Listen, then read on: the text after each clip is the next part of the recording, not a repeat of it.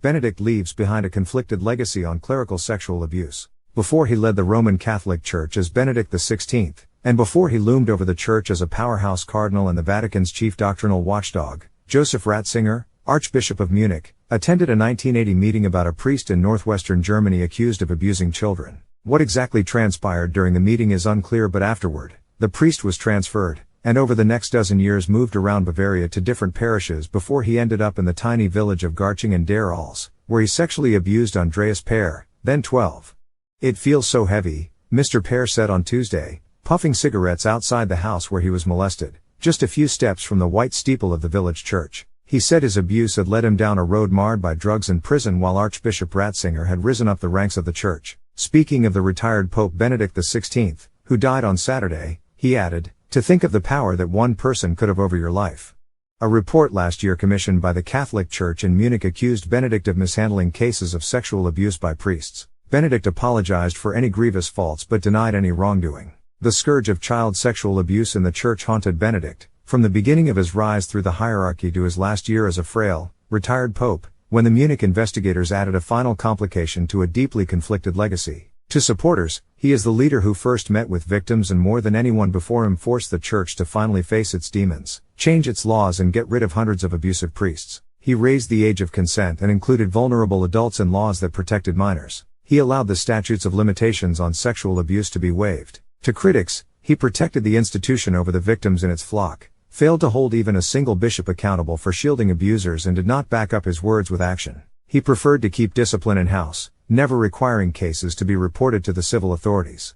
"We can be grateful for what Benedict XVI did in bringing the fight against abuse in the Church to a new level by introducing tighter procedures and new laws," said the Reverend Hans Zollner, one of the Vatican's top experts in safeguarding minors and in sexual abuse. He was the first pope to meet with survivors of abuse. At the same time, given the report that during his years as Archbishop of Munich he failed to give due attention to victims of abuse and hold perpetrators accountable, we cannot ignore that victims and others are hurting. Mr. Peer, now 38, is still trying to rebuild a life after what the church put him through. He is no longer a member of the Catholic Church. As Archbishop Ratzinger ascended to greater heights, Mr. Peer's life spiraled into an ever deeper abyss. His mother refused to believe him, and he fled home and got into heavy drugs like heroin, living out on the streets.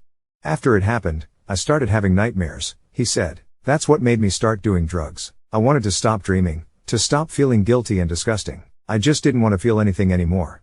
Over the years, Mr. Peer ended up in prison twice, getting out on parole only last year. That was when he found the criminal lawyer Andreas Schultz, after learning Ms. Schultz was representing other abuse victims of the same priest. Together, they decided to aim higher. They would file a civil lawsuit, not just against the priest accused of molesting him and several boys in Garching, but also against the Archdiocese of Munich and Joseph Ratzinger, then its archbishop. Before Benedict died, the Pope Emeritus hired a large international law firm and said he planned to defend himself in a trial set to start this year. Now, Mr. Schultz and his client plan to pursue the case even in his death, and they still want to hold Benedict XVI, or the heir to his estate, accountable. Mr. Schultz said it might even be Benedict's successor, Pope Francis, who inherits case, should he become Benedict's heir. The lawyer argued that the Church should accept the trial as an opportunity to finally clear up the complicated history Benedict XVI left behind.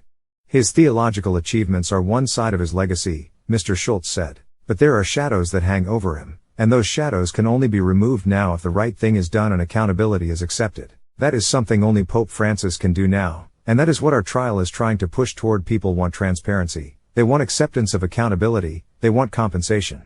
Accounts such as Mr. Peer's have become painfully familiar in the Church over recent decades. The revelation of systemic abuse gutted dioceses and chased away the faithful in countries all around the world. In the United States, a scandal that erupted in Boston has shaken nearly every part of the country. The Church in Ireland, once a fortress for Catholicism, was so decimated by abuse scandals that Benedict in 2010 wrote the first pastoral letter from a pope on the issue of abuse. "You have suffered grievously, and I am truly sorry," he wrote. A 2021 report in France alleged that hundreds of thousands of children had been abused by the Church there. Church leaders, who once considered the crisis an invention of liberals and lawyers, or a problem of Anglophone countries drummed up by an anti-Catholic news media, now acknowledge that it is everywhere, and Francis, after his own missteps, introduced rules to hold the hierarchy more accountable. But supporters of Benedict, and even his critics, acknowledge that Francis built on Benedict's reforms. Before the deluge that overwhelmed the Church, The cases dripped in during the 1980s, often from English-speaking countries, and fell on his desk at the Congregation for the Doctrine of the Faith. In 1988, he pressed the Vatican's canon law department, which required long church trials to address accusations, to give him a freer hand to more quickly remove abusive priests. It refused,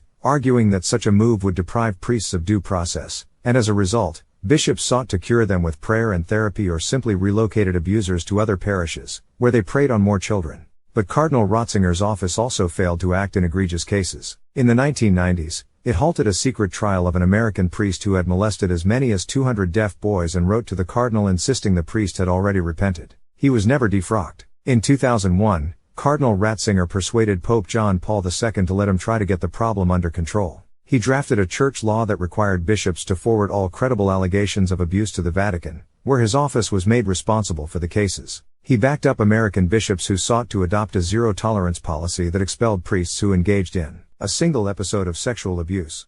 As John Paul reached the end of his pontificate in 2004, Cardinal Ratzinger ordered a review of the pending cases in his department. In 2005, for the Good Friday Via Crucis procession at Rome's Colosseum, Cardinal Ratzinger wrote, "How much filth there is in the Church, especially among those who, in the priesthood, are supposed to belong totally to Christ." When he became Pope, he disciplined and ultimately defrocked the Reverend Marcial Maciel Degollado, a serial abuser and the Mexican founder of the religious order the Legionaries of Christ. A prodigious fundraiser, Father Maciel had won the loyalty of Pope John Paul II and his inner circle, which had for years blocked Benedict's efforts to investigate him.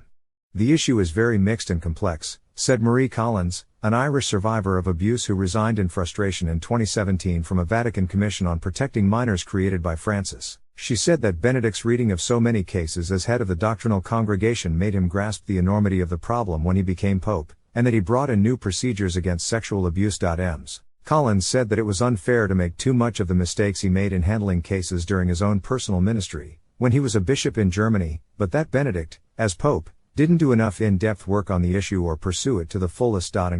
For many, he did not go nearly far enough. Anne Barrett Doyle, a co-director of bishopaccountability.org, a victims advocacy and research group, said in a statement the day of Benedict's death that he left hundreds of culpable bishops in power in a culture of secrecy intact. On Tuesday evening in the Munich cathedral that Benedict led as bishop 40 years ago, the current archbishop, Reinhard Marx, began a mass in honor of Benedict by inviting everyone to pray, including those who have experienced abuse and suffering in the space of the Church, all those who have received good gifts from Joseph Ratzinger, and all those who now, in this hour, trust that God's goodness and mercy will heal everything. Jason Horowitz reported from Rome, and Erika Solomon from Munich and Garching and der Alls, Germany. Gaia Pianigiani contributed reporting from Rome, and Christopher F. Schütze from Berlin.